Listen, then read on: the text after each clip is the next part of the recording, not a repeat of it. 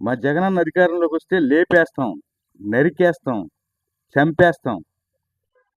ఇది నిన్న వైసీపీ కార్యకర్తల వీరంగం. ఇదే భాషతో ఫ్లెక్సీలు వేసుకొచ్చి జనాలను భయపెట్టే ప్రయత్నం చేశారు.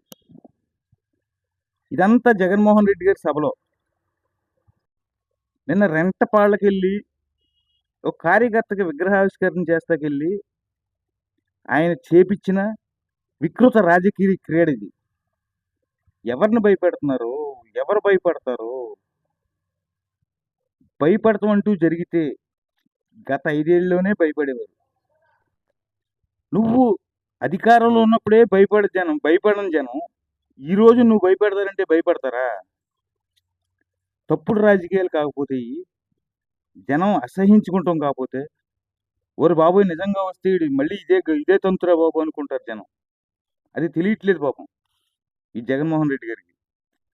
కొద్దిగా ఆలోచించి స్టెప్ వేస్తే తర్వాత భవిష్యత్తులో అయినా సరే కొద్దిగా మనుగడ ఉంటుంది ఆ పార్టీకి. అలా కాదు, నా రాజకీయం ఇంతే, నేను భయపెట్టే రాజకీయం చేస్తాను అనుకుంటే మీ కర్మ, ఎవ్వడో ఏం చేయలేడు. కానీ ఈ నరుకుడు భాషను మాత్రం ఏ సామాన్య పౌరుడు కూడా క్షమించడు, అసహించుకుంటాడు. పైగా నీ పార్టీ గెలుస్తుందని చెప్పి నాగమల్లేశ్వరం అన్నవాడు బెట్టింగ్ చేసేది ఏంది? ఆ ఒత్తిడి తట్టుకోలేక బాకీలు కట్టలేక ఆత్మహత్య చేసుకునేది ఏంది? చంద్రబాబు చంపేస్తాం ఏంది? ఏమి రాజకీయం జగన్మోహన్ రెడ్డిది? తప్పు కదా. నిగార్స్గా ఉంటే ఏదన్నా విషయం ఉంటే విమర్శించెళ్ళి తప్పులేదు, అంతేగాని ఈ చెత్త రాజకీయాలు ప్రోత్సహించద్దు దయచేసి. నువ్వు పెట్టించే ఫ్లెక్సీలు, నువ్వు వాగిచ్చే వాగుళ్ళు నీకు ఎలివేషన్ ఇస్తాక పనికొస్తాయేమో, సగటు సామాన్యుడికి మాత్రం ఇది అసహ్యం పుట్టిస్తుంది. గ్యారంటీ ఇది. నీ అభిమానులకి, నీ కార్యకర్తలకి, నీ నాయకులకి ఇది గొప్ప విషయం కావచ్చు. అంబటి రాంబాబు అయితే బా ఏం ఎగురుతున్నాడంటే ఎగురుతున్నాడు. ఈ ఎలివేషన్లో ఈ బిల్డప్లు కొద్దిగా ఆపేసి నిజమైన తప్పు ఎక్కడ జరుగుతుందో గ్రహించి దాని మీద పోరాడు, జనం హర్షింతారు. అంతేగాని నేను వాడిని చంపేస్తాను, 2.4 చూపిస్తాను, బొంగు చూపిస్తాను ఇవన్నీ అనుకుంటే ఎవడికే జరవడో. గుర్తుపెట్టుకో. ఎంతమందిని ఏంతావయ్యా నువ్వు? ఎంతమంది ఏం చేస్తావు నువ్వు?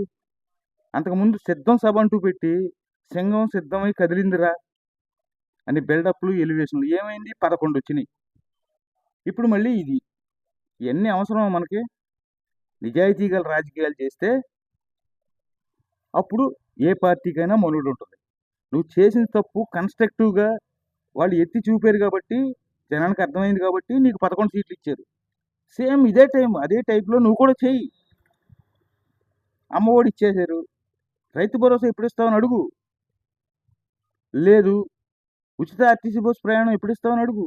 ఇలాంటివి మానేసి ఏమి తప్పుడు రాజకీయాలు, జనాలను భయపెట్టే రాజకీయాలు. ఎంతమందిని భయపెట్టగలవు?